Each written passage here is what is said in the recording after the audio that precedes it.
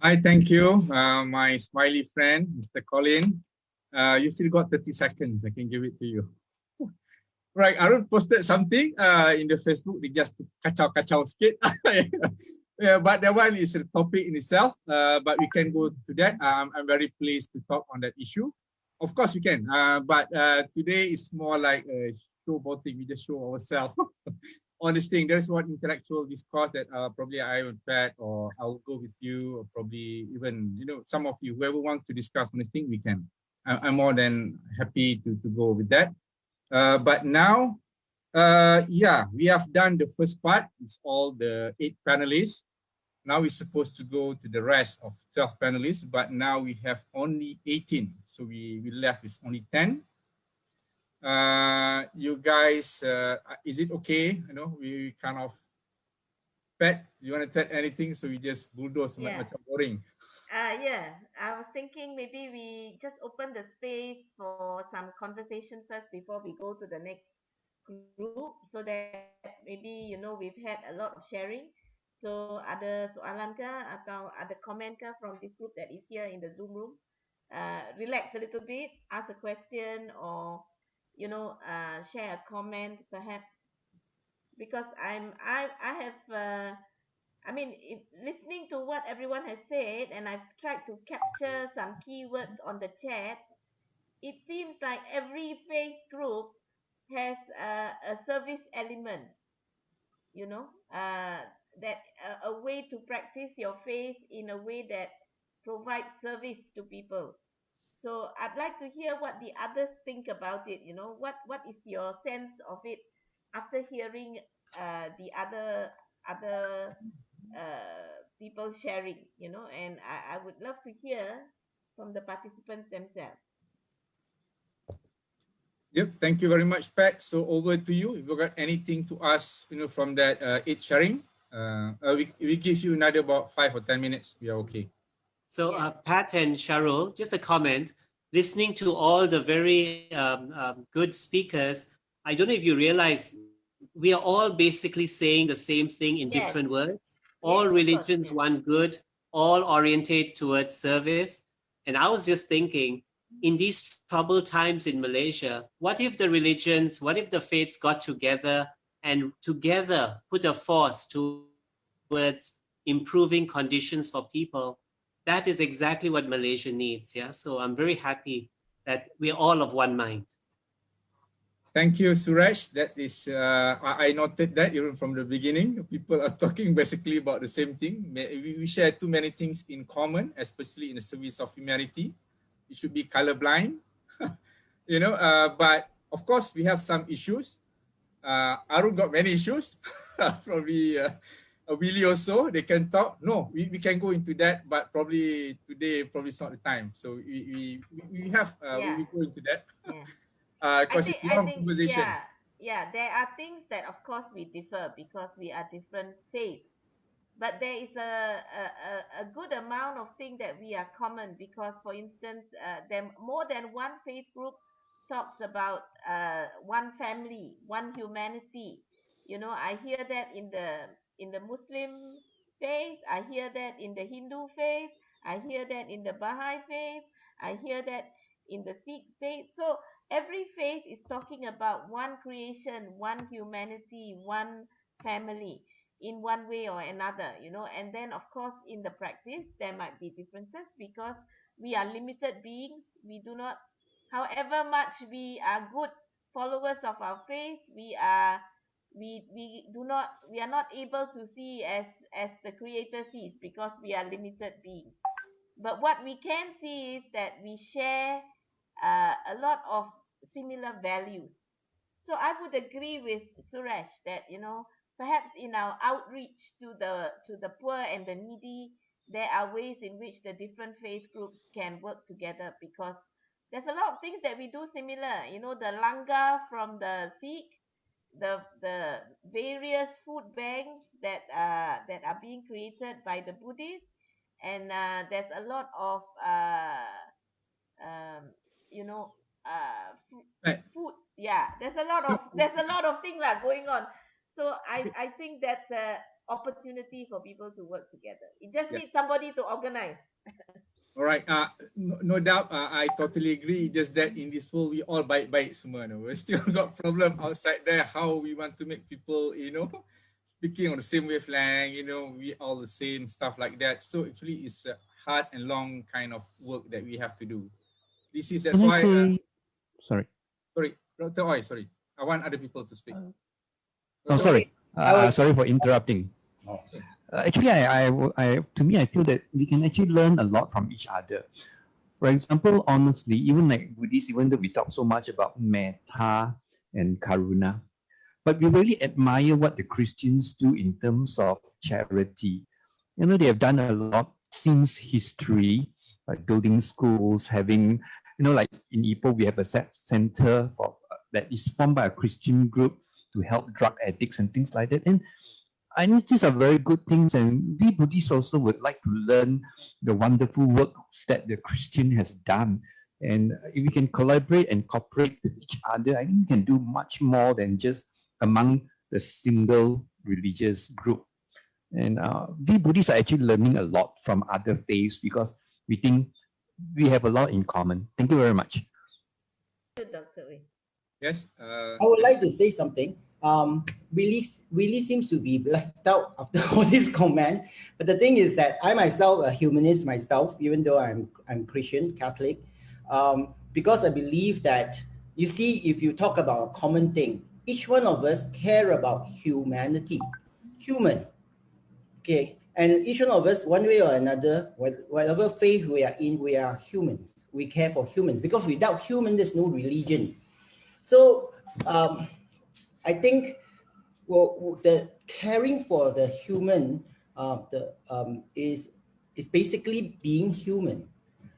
That's why religions, including secular humanism, is talking about taking care of human.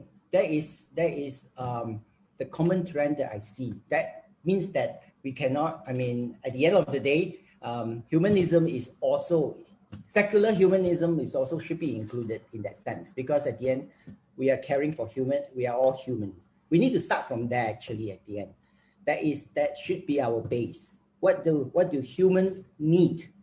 Okay, then different faith will comes in to meet different needs according to the humans. We will draw. It's just like we attract to different people. It's the same thing. We attract to different religion. But at the end of the day, it's the human. Okay, the humanity that is in us that is the most important. Thanks, Eddie. Basically, if you listen to all the religious people, religious leaders, you technically can call all of them are humanists. No? They're all just like Willie. And if you listen carefully, all religions are supposed to be humanist. They're supposed to be pro-human.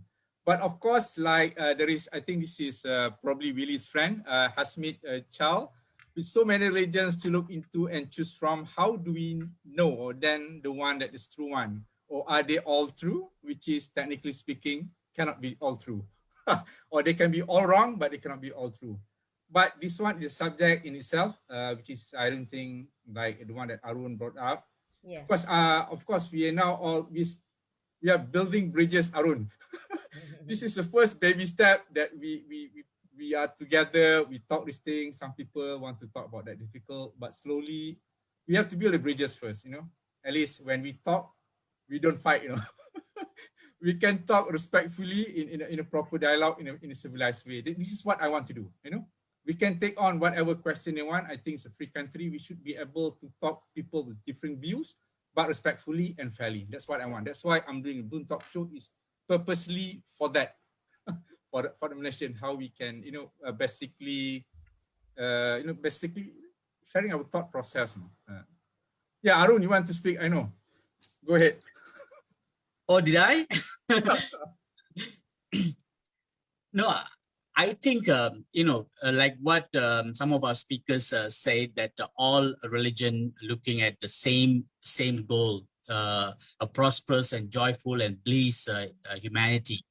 But through the course, I think the good practitioner of religion have gone very silent, and the small minority have hijacked beliefs where they start comparing. I think this particular dialogue, interfaith dialogue, is really good, so that we can gather the good voice, the human voice, louder, so that we can have the various teachings and beliefs to come together with one voice to help humanity, regardless, unconditionally, with so much of love and compassion. That's what I'm looking for, and I think that's what this interfaith dialogues will do. Hoping. Yeah. Thanks, handsome. All right, we go. Ken Mahathir, you want to say anything? We just be more organic, so we can just go and pass. Siapa yang tak cakap lagi, they can speak. Okay. Yeah, maybe we can. On your video. Yeah, invite the second group to take their turn. Yeah, now, any specific code to those second group who have not spoken yet. Yeah. If Mahathir is not there, I've not seen his video. You got to on. Probably, are you? Yes, Mahathir. Yeah, sure. So Sharul, is this my 2 minutes or it's just I time you. Yeah, your 2 minutes. Okay, my 2 minutes. Cool, thank you. Okay, Assalamualaikum and good evening, everyone. So basically, allow me to share some of the what you call some universal principles that we could probably learn from the Quranic scriptures, as well as the act and word of Prophet Muhammad sallallahu alaihi wasallam. So this is some of the, I suppose everyone would have heard about these verses from the Quran. It says, men were made into nations and tribes so that we may know each other, and the most honored among them is the most righteous one. So this is just to allow what our professor just now mentioned in relation to why humans have been created into creeds and nations, right? So end of the day, it is for us to actually appreciate and know each other. I think that's one of the key messages that are being brought up by the Quran. And there's also another famous quote from the Quran itself. It says, whoever saves a life, it is that person have saved all the humankind. And whoever kills a person, it is as the person have killed of the humankind.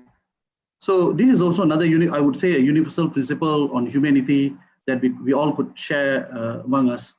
And there's an entire chapter dedicated, it's called Al-Maun, sorry, which means small act of kindness, also loosely translated as neighborly needs. It actually, the summary of this verse is basically, it condemns whoever that oppresses the orphans and the poor and deny them the rights that due to them. So these are some of the basic principles from Islam, which I think we don't hear very often.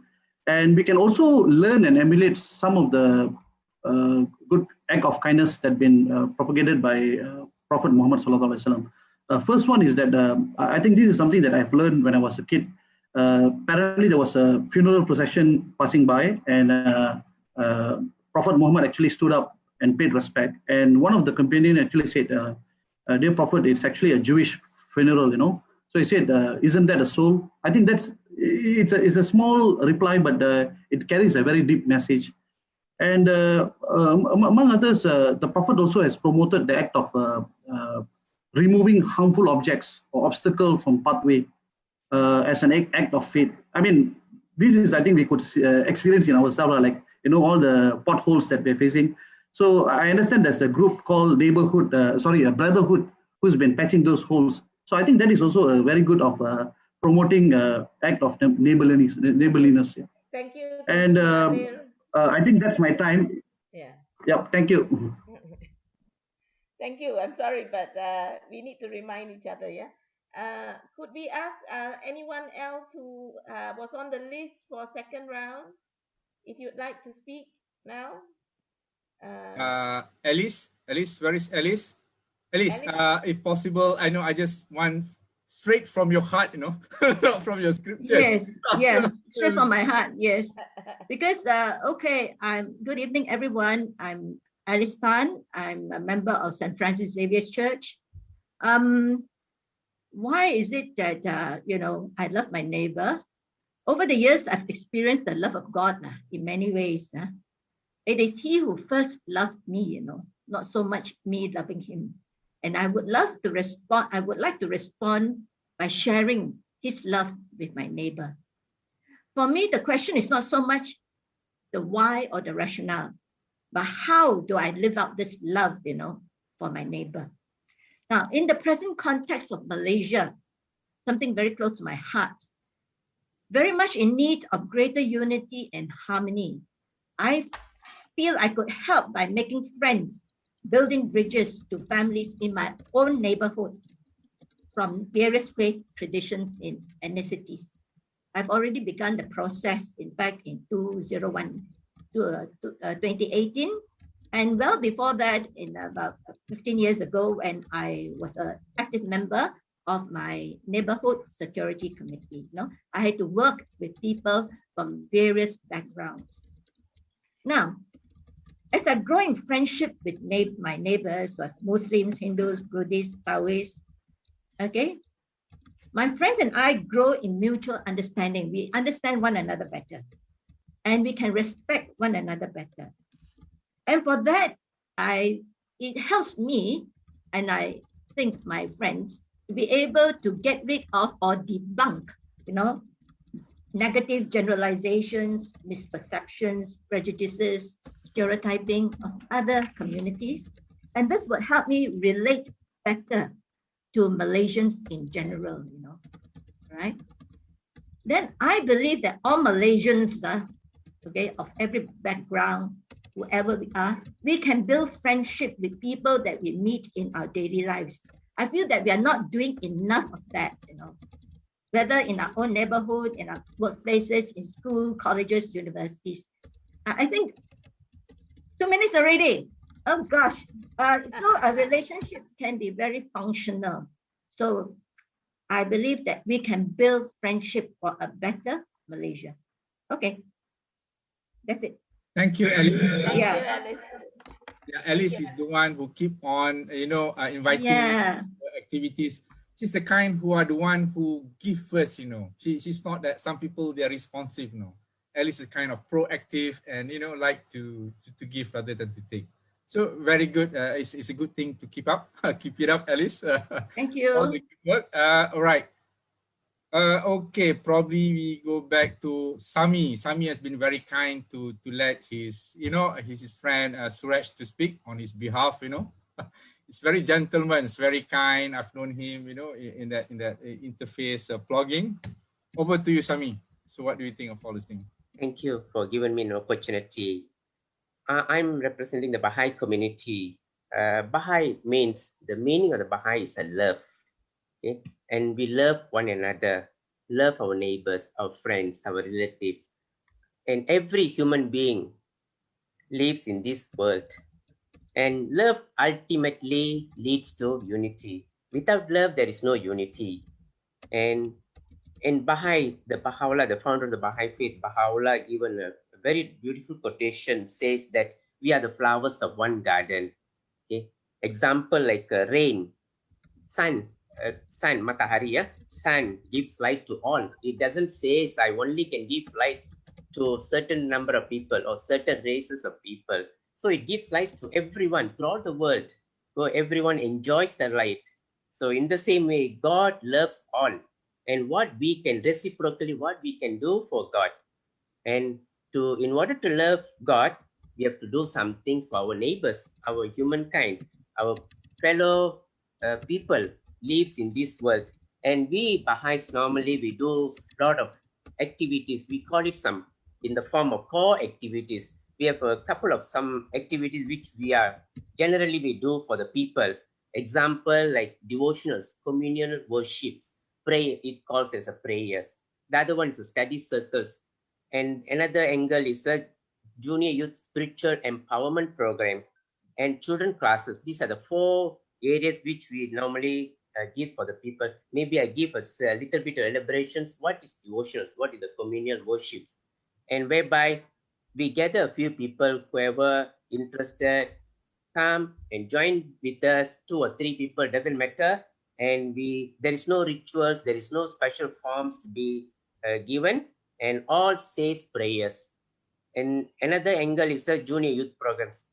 Junior youths, whereby the junior youths are most important. We have to navigate the important people for to develop them so that they can be focused, they can be virtually good people, and children classes, smaller children's, and have some program, spiritual truthfulness, some generosity, trustworthy, all these virtues to be given to the children classes. Okay, thank you very much. These are the important activities which we do for our neighbors. Thank you. Thank you, Brother Sami. you. That's basically Thank you. activities from the Baha'i. Yes, Pat, you want to say anything? No. I'm just saying thank right. you. Yeah. No, the thing is, I'll try to finish everyone first. Then basically, we can have a free flow lah. You guys can talk. So Nazifah tengah mengangguk tu, dia ada benda dia nak cakap ke? Nak share? Over to you, Nazifah. Okay, thank you. Sami, right? Okay, if we love our Creator, we should love all His creation. I mean, our love toward Him should lead us to love our neighbors, those all around us. So we should wish for our neighbors what we should wish for ourselves. So I think one of the best way to take care of to connect to our neighbors is by sharing food. You know, food is the easiest way to break all barriers, cultural barriers, religious barriers. And I just want to share a hadith from Prophet Muhammad where he reminds us that if you cook something and then the smell of your food, your neighbor can smell your food. Maybe they have children, so you should share your food to your neighbors.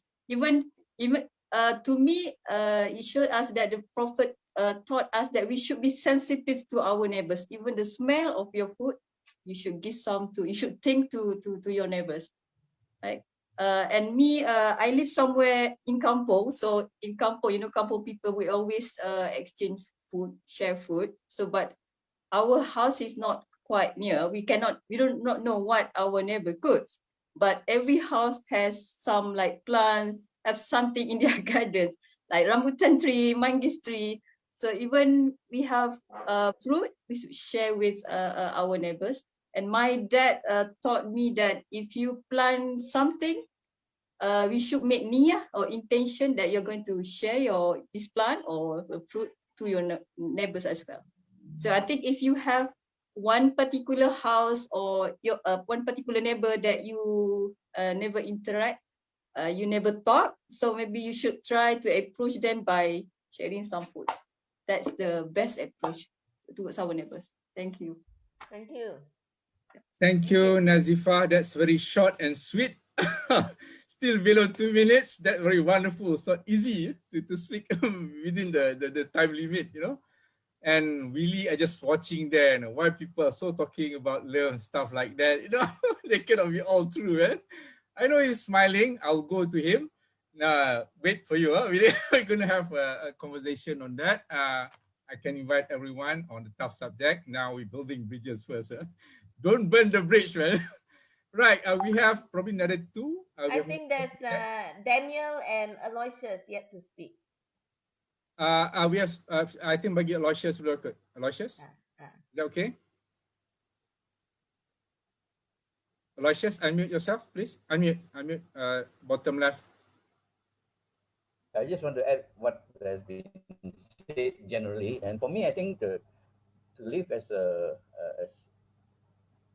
a human being in this world, I think in Malaysia, we are very blessed in the sense that we have a guiding principle called the Rukun Negara, you know, which I feel that the first principle says that the belief in God.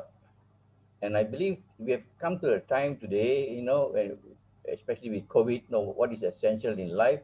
I think for me, the theme for me to move ahead is that how to restore the divinity in humanity through communities. I cannot find myself, I cannot discover my divinity alone, and I believe that the Catholic teaching on 1 John 4:20, I say, it's a guiding force for me when he says that how can you love the God that you cannot see when you don't love the brother and sister that you can see. And so for me, it's like a daily thing where it's everybody that we meet from the home, from the places where we stay, wherever we live, whoever we come into contact. I think to have this thing in my mind that everyone has got the divinity within themselves. And it's only for me to be aware that my actions my love for neighbor must show in my kindness, my greetings. Sometimes it's just as simple as wishing each other good morning, good evening. So I believe in Malaysia we have this guiding principle which we need to revisit again. When we say believe in God, what does it mean? So I would like to really congratulate the organizers for this group, because basically we are all from the same source. We are all from the same source. We are all packaged differently. That's all. Don't let the media decide the kind of people we are just because of the packaging. It's what inside that's called. That counts. And this is where, for me, the theme is restoring the divinity in humanity through communities becomes very relevant today. Thank you. Thank you, Aloysius. Okay, Nazifah, your picture sengit nas. Pening orang tengok. Okay. Eddie, have you said your words you want to share on your parts? Okay. I think mine is very similar to what Nazifah is saying. I believe that if you say that you love God, you have to love humanity. And loving humanity is not just giving them food only, like what we are doing, but I believe that we need to love the whole person, physically, spiritually, and also emotionally and psychologically.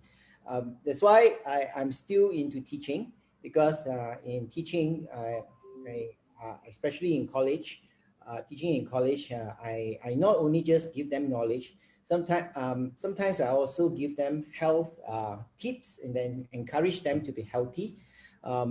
Looking at myself, I use myself as an example. At my age, I'm still quite healthy. I'm 57 this year, and I'm going to be 58. Okay, I still can do yoga and bend and do all those things. I don't smoke, I don't drink. I live a very healthy, considerable healthy life. So I'm very, and that is my wealth.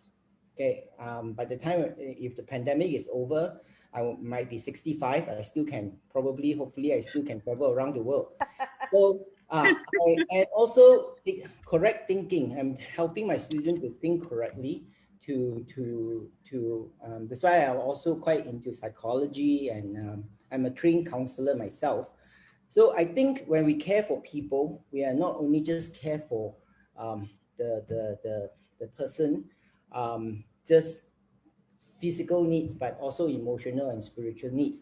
And especially Christianity taught us that we are all created in the image of God. And so for me, loving people is not only just the physical part, but it's also restoring the image of God to the person, because we are all broken images. We are divided and inside ourselves, not only outside. The outside division is just a sign of what we have divided and inside ourselves. So that's how I will look at the whole thing, loving God and loving my neighbors. Thank you. Thank you, Eddie. That's very short and sweet presentation as well.